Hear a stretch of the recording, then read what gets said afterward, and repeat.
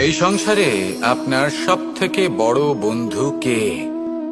কেউ বলবেন ছোটবেলার বন্ধুরা, কেউ বলবেন মাতা পিতা, কেউ বলবেন ঈশ্বর। এবারে বলুন যে এই সংসারে আপনার সব থেকে বড় শত্রু কে? কেউ বলবে আপনার বিরোধী, সেই ব্যক্তি যে আপনাকে হিংসে করে, বা আপনার নিজের অহংকার, আপনার কুকর্ম। আমি বলবো যে এই সংসারে আপনার সব থেকে বড় বন্ধু হলো আপনার নিজের মন। এই চঞ্চল মনকে যদি আপনি নিয়ন্ত্রণ করতে শিখতে পারেন, তাহলে এর থেকে বড় বন্ধু এই সংসারে আপনি কোথাও পাবেন না। সেখানেই যদি এই মন আপনাকে বশ করে ফেলে, তাহলে সংসারে এর থেকে বড় শত্রুও আপনি কোথাও পাবেন না।